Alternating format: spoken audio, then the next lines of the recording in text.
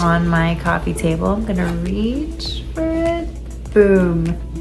ADHD 2.0. This was written by two MDs, Edward M. Hallowell, MD, and John J. Ratty, MD. And I believe that these are actually two MDs who have ADHD themselves. It's a short book, actually, so this is a book that I've actually read, the whole thing. Not that that's that impressive because it's so short, but at least I've actually read it. So I would say also, I mean, it's really not even just if you have ADHD. I think what I have found in my research about ADHD is that things that are good for folks with ADHD, it's good for everybody. It's just especially good for folks who are struggling with ADHD.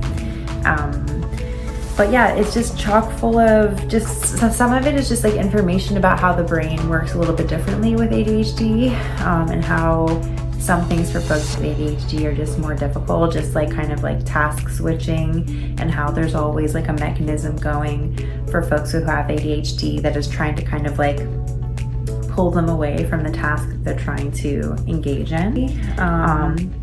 Yeah, it really, but if you have ADHD, I would totally recommend it. It's, I think, a really valuable kind of toolkit to have. And again, it's written from a very empathic perspective towards folks who have ADHD, because again, these doctors have it. And so they're also just talking about ways that ADHD can also be like a superpower.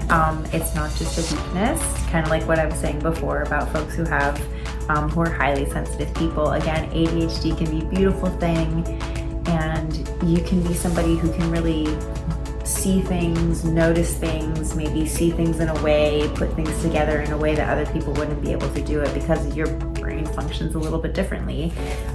But it can just make things like executive functioning, which everybody talks about, you know, executive functioning really simply just being the ability to prioritize and take action on what is the most important thing, and organizing all the things that you need to do into a way that makes sense, that is actionable, and that is appropriate to the urgency of each situation, in a nutshell.